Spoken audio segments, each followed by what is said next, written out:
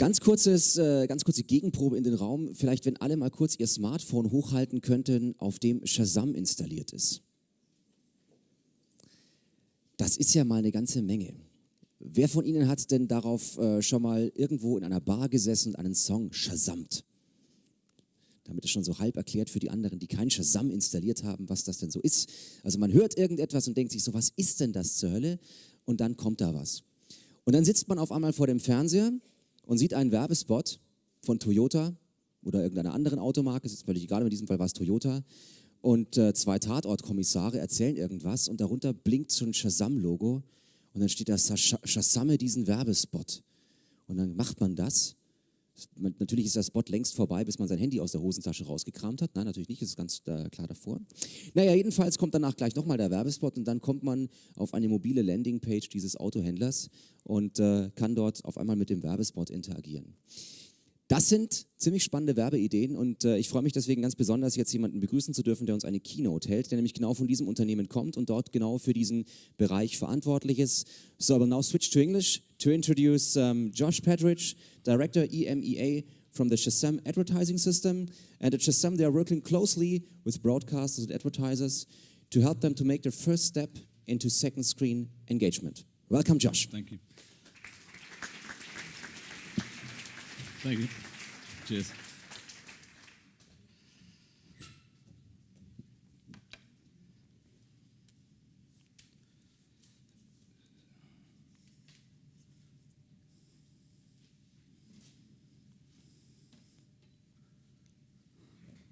Good morning. I can't see anything on the screen. Oh, there we go. Beautiful. Play. Great, fantastic. It's really a pleasure to be here today. I spend most of my life sort of talking digital, and I think it's really showing how digital world and the TV world are really coming together now that I'm here speaking in front of this audience. So thank you for having me. I really wanted to give you a bit of an overview of what we're doing on the second screen space, but also I think it helps to give you a little bit of a background about Shazam. I think most people think we're actually a US company, but we're founded and our headquarters are based in London. So Europe for us has always been one of the key regions for us, and I spend my life traveling around the region talking about Shazam, which is a great thing. We're fast approaching 500 million users, which is sort of a staggering amount. And it really all started back in 2007, 2008 when the first iPhone launched. And then obviously the first apps store as we know it today, we were one of the first apps in that store. So we've seen phenomenal growth since that date. And I think it's also really important to note that really how this sort of growth has happened in a very, very small and very, very short period of time. I think in Germany, it's in our top 5 markets. We have about 25 million users and about 7 million monthly active users. And our job really is to get people Shazamming more. And that's why we're working hard with advertisers and networks to be able to bring that to them. It's good to see we have users here. Great, it's a good start. And we're roughly seeing about 1 million Shazams a day, which is really big and something that we're very proud of. Demographics are interesting. I think when a lot of people think about smartphones and smartphone apps, they think it's sort of a young audience. But the reality is that now we're starting to reach sort of a large-scale, huge smartphone penetration. These demographics are very much mirroring the overall population a little bit, particularly smartphone penetration demographics. So it's not just young people using smartphones, and it's not just young people using apps. And I think that's important to know as well. Now, second screening, I think it's a concept that's been around for quite a while. And when we think about it, it's been sort of post this sort of smartphone tablet world. But the reality is, second screening has been around for a very long time. When search first came around as a product in the end of the late 90s and Google in the early 2000s, I think a lot of people presumed that search was the start of your journey, right? You wanted to find out something and you started at search. But what a lot of the surveys and research that a lot of companies, Google and Yahoo, and I spent 6 years at Yahoo, so I know this as well, that really the biggest influence, the biggest driver of people searching for something was always TV advertising. It's not something that digital really wanted to speak that much about, but the reality is that TV still today drives huge amount of the search queries. And so second screening has been around for quite a long period of time. Second screening in mobile is something that started maybe 6-7 years ago. Does everyone remember QR codes? Did anyone put your hand up if you ever actually did it? Oh, okay, wow, more than normal. QR codes was really that first step between connecting some other traditional form of media with a smartphone. The challenge that QR codes had is a little bit ahead of its time. Smartphone penetration was maybe a third or a quarter of what it is today. And people had to download an app to be able to do it. And so even though it was a great concept, it was a little bit ahead of its time, and it just simply didn't have the scale of the usage to actually drive measurable benefits to a campaign. And that's why QR codes, you still see them every now and then, but really it's sort of very much moved away. Smartphone penetration has really, really grown recently. And these are sort of random. Obviously, Germany is here as well, but you can see smartphone is around sort of 60 to 80%, depending on the market. This has tripled and doubled in the last couple of years. Okay, and this is why scale and usage are now really, really driving second screening when QR codes really didn't have that scale or that smartphone penetration. So we are starting to see statistics like this really driving second screen activity. The year of the mobile. Ever since I started working at Yahoo in 2008, and it was always the year of the mobile in 2008. Now, the reality is it's taken a long period of time, but 2014 is really a pivotal reason for two key reasons. One, this is going to be the year where there's going to be more smartphones on the planet than TVs and computers, so that's a huge tipping point in terms of device numbers, but also time spent. If you look back to 2010, most people spent about 24 minutes a day on their smartphone. Now that's more like 3 or 4 hours, and that's happened in a period of 3.5 years. So we can see huge shift in usage. If we think about our lives, how we woke up. I woke up this morning looking at my phone, checking my emails, checking the weather, checking Facebook, Twitter, checking PhotoStream to see my baby. My wife put any new pictures of my baby up there. I could do that in all about 7 to 10 minutes. If you look back to 2010 or even 2009, to consume that amount of information would have taken me probably half an hour to an hour. And we all probably sleep with our smartphones. It's in our bed with us. It often comes into the bathroom with us. So it really is that one device that follows us through the day. I think the other thing that's really, really interesting is the personal nature of a smartphone. If someone asks to borrow your laptop, you generally give it to them. It's not really a concern. But if someone asks to borrow your mobile phone, you can sort of have a reaction like, yeah, okay. And this is even your wife or your mother or your brother. So the smartphone has really created this very personal experience. And that's something that we really haven't seen in any other medium today, which is something that's really driving this habitual change, which is very important. Divided attention.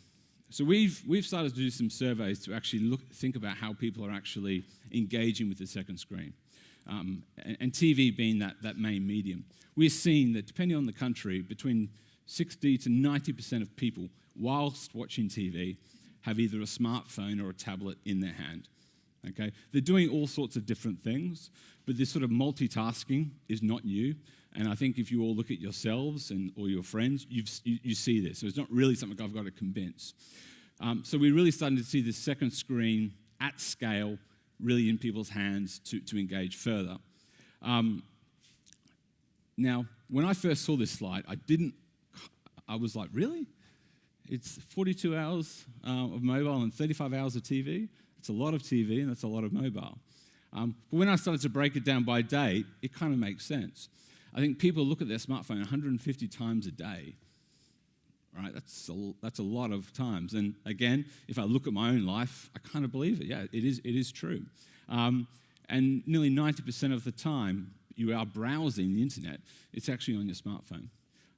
So these are some really important metrics and things that really make you think we've got to start to take mobile seriously, because it's really becoming that number one device in people's lives. Now, lots of companies have now started to leverage this smartphone penetration, scale of users, and habit of sitting in front of a TV with a smartphone. and come up with all sorts of different second screening options. And each of them have their different merits. So with Shazam, it's all about engaging and then discovering. Okay? Facebook is a little bit around, Twitter, around discussing and debating what you're watching. Facebook is a little bit about sharing and then monitoring what your friends are actually doing. And Facebook's just recently moved into audio recognition of TV. And Xaxis have come out with a product which is around about syncing your TV airtime with your digital mobile campaign. And in Germany as well, there's been a couple of companies that have come out with very similar types of second screen activities, right, where it's about engaging and then earning points. So it's very much a social, something very good for the retail sector. And YY, which is around similar to Xaxis a little bit, where it was designed to sync your mobile, your tablet with the TV, a little bit smarter than, say, what Xaxis is doing. So we're starting to see a lot of big companies invest in this sort of second screening environment. And I think it's really, really exciting to see the results from it. Now, once you actually have, skipped ahead. Once you actually start to have this sort of scale and this habit of people sitting in front of the TV with their smartphone, you can start to do some really, really cool things. So this is something that we did with Red Bull in the US around about their snowboarding competition. If you think about TV historically, your director determines what you're watching, okay, which is great. But wouldn't it be great too if you could actually leverage additional content that you have, maybe a head cam or a jump cam or some other different view that may be more relevant to me and may actually enhance my engagement with the actual show. So check out this, and you can see how the second screen is actually powering the content. Red Bull Supernatural is one of the flagship shows for the series, a one-of-a-kind snowboarding competition between some of the world's best snowboarders. You could Shazam with your device to watch that rider's first-person perspective at the same time as the action on the television.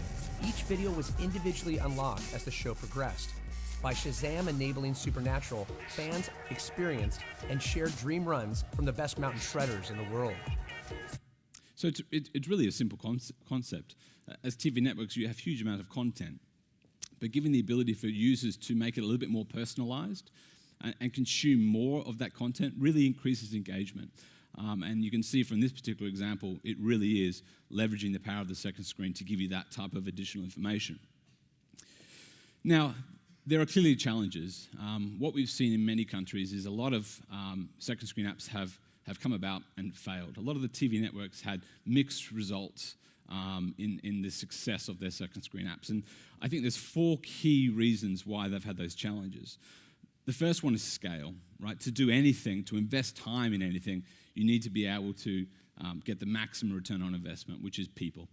If you've only got a couple of 100,000 people with something, an app or whatever, it reduces the scale and the effect that you have, and you're probably not going to invest the time and energy into something where only a small number of people may be able to interact. So scale is fundamental. Technology is key as well. It's very, very expensive. You'll probably notice with apps versus, say, your website, every 2 weeks, apps are asking you for an update, right? A lot of the times it's bug fixes, but a lot of the times it is technological advances. And so this constant iteration is very, very challenging and very, very expensive. Almost 3/4 of our Shazam employees are engineers, continually improving the product. So technology is a real investment that I think a lot of people underestimated. I think what I believe anyway is probably the most important is the habit. The habit of actually using the app. I've got a fantastic app called Viner. I'm not sure if anyone's used it. You know, whenever you're in a restaurant, you can take a picture of a bottle of wine. I always forget that I have it. And it's only when someone does it, I go, oh, God, I've got that. Yeah, I should take a picture. So it still hasn't entered into my mind as something that I will use on a regular basis because it hasn't really become a habit for me. Hopefully it will, and more times I go out, it will become a habit. But getting people to download your app and then remembering to use it is a significant challenge. And downloading, clearly. I think anyone who's created an app to get people to download it is a challenge. And a lot of brands have invested a huge amount of marketing money to get people to download it. We were very, very fortunate. We grow at about 13 million users a month, and with very little marketing energy.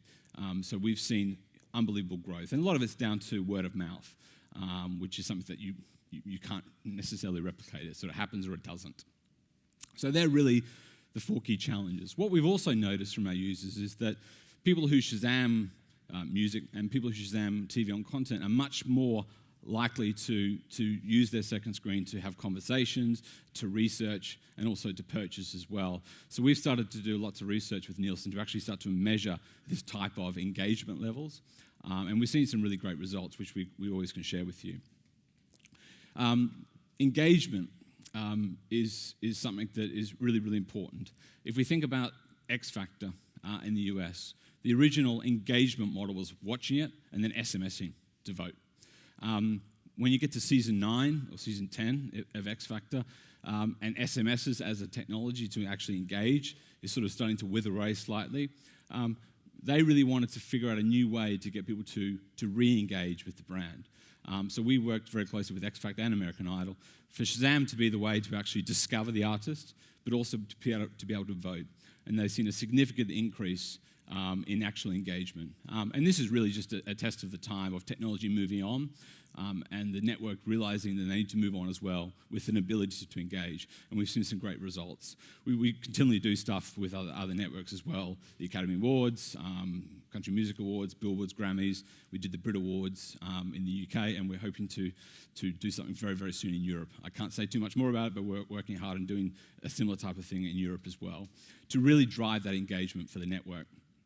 Now, I think it's really, really important to talk about how this evolution of Shazamming a TV screen isn't something that just happened overnight. We didn't just come up with it as a product. What we started to see over the sort of 12 years that we were around as a company was that people started Shazamming music, right? That was the first step.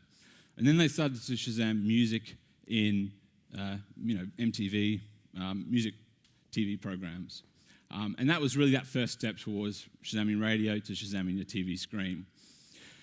What we then started to notice, and this is something that a lot of the syncing companies were always fascinating to know, that a lot of TV commercials have music in them, okay? And people were using Shazam as a way to discover what that music was. This is 5 examples of a campaign, TV ads in the UK that had music as a big part of them. And you can see that between 30,000 and just under 400,000 people actually Shazammed it. And this, for the brand, is fantastic information to show that the mood, which music often is of the TV ad, actually resonated with consumers. So this is really the second step towards Shazamming TV. Music has always been something that brings emotion, right? And which is why today a huge amount of TV ads have music in them. What we started to notice is that when people were Shazamming music, they were engaging a lot more with the TV ad because it created this emotion that the whole point of the TV ad actually was. And playback, which is a concept of, I remember that ad. Music is a significant driver in actually increasing that playback. So what we've seen is people Shazamming radio, then Shazamming TV, and then seeing the real positive effect of music, driving engagement, but also giving this playback, that we started to come up with this Shazamming TV ads as an actual product. And this ability to be able to click and measure engagement of a TV ad has come about. When I talked a little bit earlier about search and TV, that was really that first step in second screen engagement. The actual model of it is up above. And this is really what's driven huge value of Google and a lot of the search companies out there. That they would see a TV ad, your consumer would see a TV ad, they'd be influenced by it, and at some stage, whether a minute, 24 hours, 48 hours, or a week, they would go, actually, I want to find out more about that brand. And that's really what's driven search to be such a fundamental part of our lives. Given now people's habits of searching on a smartphone are very different, people aren't necessarily going to Google search on their smartphone and searching like they did on PC. We see a real ability, and lots of other companies who are coming out with the second screen products, see a real ability to actually get the consumer to engage in real time at the height of the emotion of the TV ad. Okay? And that's really the key driver in it. To see that huge investment that you're making on the TV buy actually driving instantaneous engagement and giving them the technology to engage with one button, not searching and typing for a brand, really is the fundamental driver behind a lot of the second screen activity. And I think someone mentioned the Toyota campaign in Germany. We saw from the Toyota campaigns that we ran last year, we received more Shazams than actual Google searches. And so this is showing the power of getting people to consume and engage. At the height of the TV ad, you can actually get huge scale from your actual TV buy. And this is something that's really, really important. Now, generally when I have a meeting with clients, the first thing they'll say to me is, yeah, but what's the message? Why would anyone want to Shazam my TV ad? I've got a show reel which shows sort of some really great examples that we've done to sort of answer that question. And I would ask you the same question that I asked them is, would you Shazam any of these campaigns? So check it out and let me know.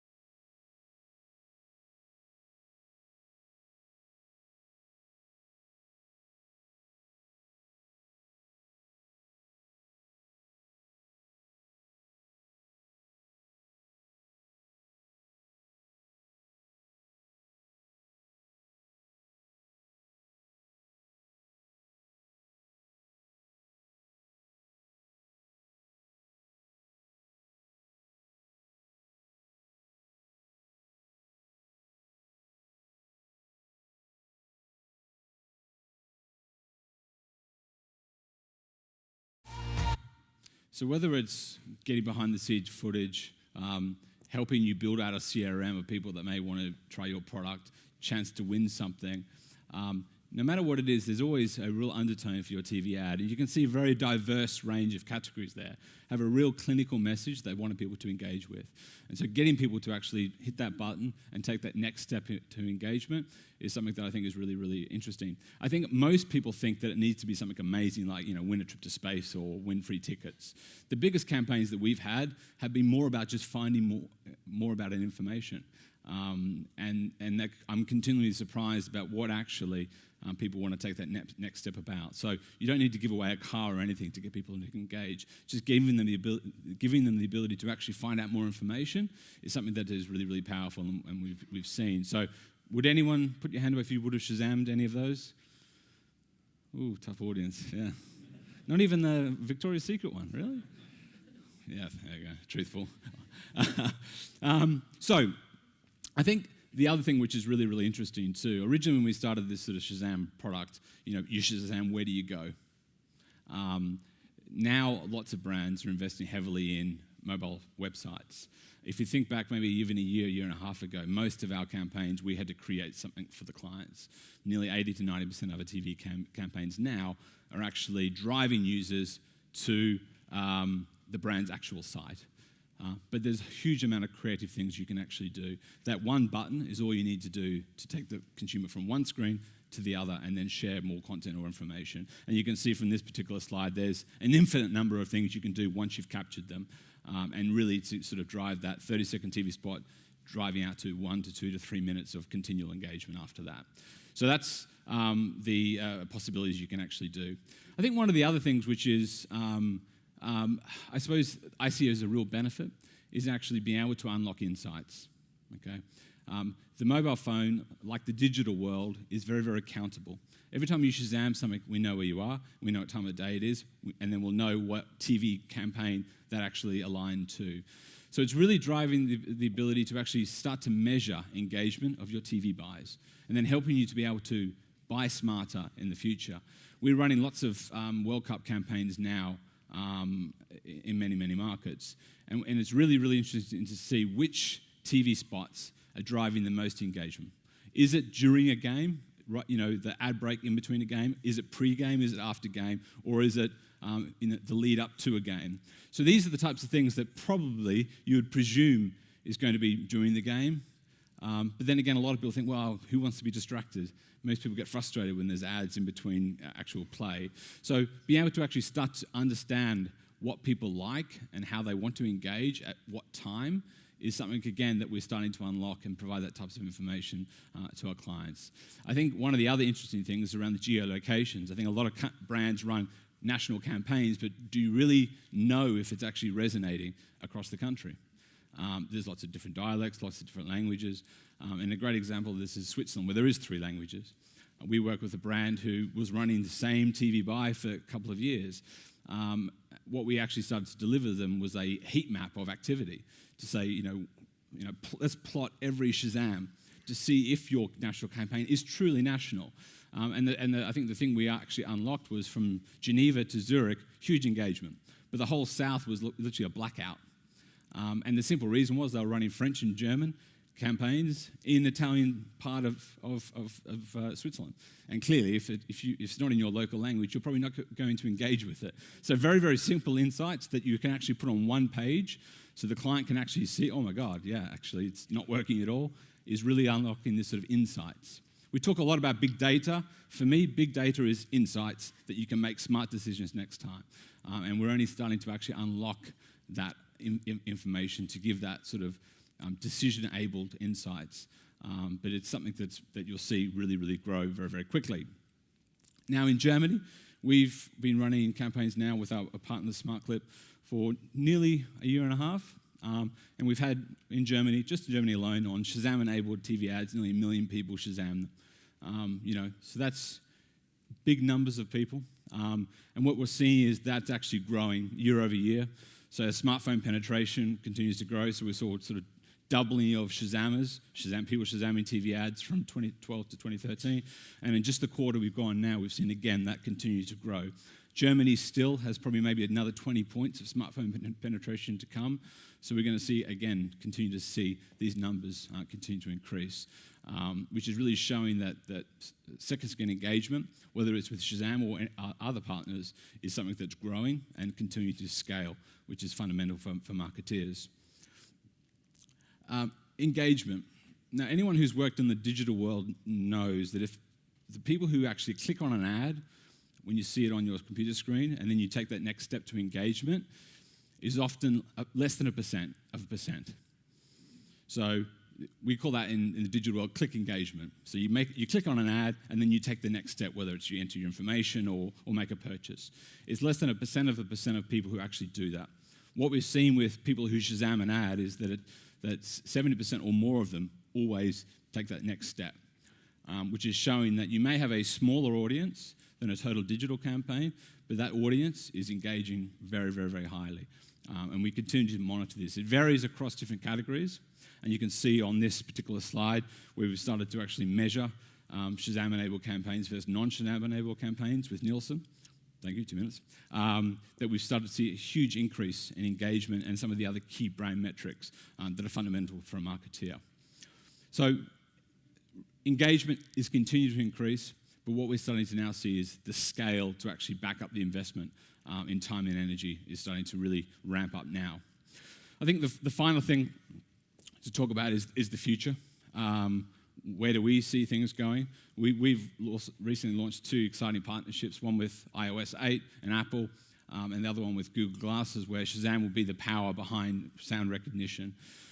So this is something we're really, really excited about as we move into the sort of next step of digital, moving away from PCs to smartphones to wearables, and that always-on concept. So these are the future things that we're working on that we're really excited about, and we're looking forward to iOS 8 launching at the back end of this year. So that's the future for us. Thank you for having me. If you've got any questions, you can tweet me on JPL's Global or drop me an email anytime. Thank you for having me.